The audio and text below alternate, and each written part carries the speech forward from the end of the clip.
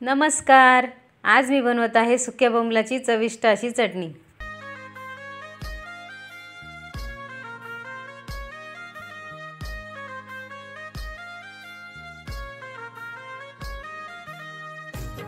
सुके बोंबील चांगले साफ करून कापून घेतलेले आहेत।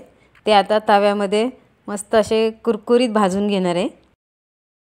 भाजलेला कुरकुरीत झालेला बोंबील आपण नुसताही भाकरीवर खाऊ शकतो, छान लागतो। आपले जुने लोक असेच करायचे, भाजी नसली की बोंबील भाजून घ्यायचे आणि त्याच्यावर भाकरी खायचे, मस्त लागते। आता बोंबील भाजून झालेले आहेत, मस्त कुरकुरीत झालेत, ते आता काढून घेऊ। आता मी चटणी वाटून घेणार आहे। त्यासाठी मी घेतलेले आहेत लाल सुक्या मिरच्या, लसूण आणि अद्रक।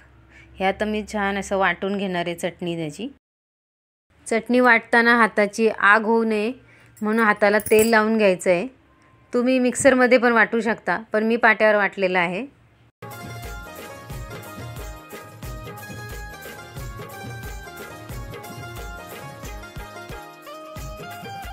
चटणी वाटून झाली की आता मी ते बोंबील भाजून घेतलेले आहेत ना, ते स्वच्छ धुवून घ्यायचे। ते पण पाट्यावर वाटून घ्यायचे। पाट्यावर वाटलेली बोंबलाची चटणी एकदम जाम भारी लागते। तुम्हाला माझा व्हिडिओ आवडला असेल तर लाईक शेअर करा आणि जर माझ्या चॅनलवर नवीन असाल तर सबस्क्राइब करा।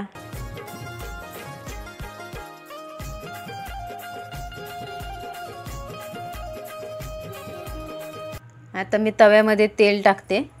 तेल तापला की त्यात टाकायचा आहे बारीक चिरलेला कांदा।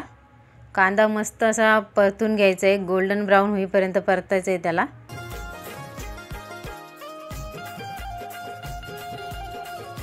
नंतर त्यात टाकायची हळद। हळद पण परतून झाली की त्यात टाकायची वाटलेली चटणी। चटणी पण चांगली परतून घ्यायची तेलामध्ये। आलं लसूण मिरची अशी तेलामध्ये चांगली शिजली पाहिजे, त्याचा चांगला फ्लेवर आला पाहिजे लसणाचा वगैरे। चटणी चांगली परतून झाली की त्यात टाकायचे आपले भाजून वाटून घेतलेले ते बोंबील। मस्त की चटणी परतून घ्यायची आहे चांगली। आणि काय भारी वास सुटलाय मस्त, त्या वासानेच तोंडाला पाणी सुटेल माणसाच्या।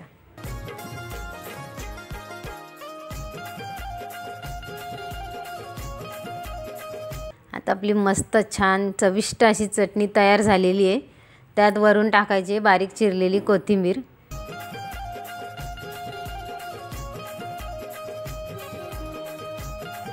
तुम्ही ही चटणी बनवून बघा आणि कशी झाली मला कमेंट करून सांगा।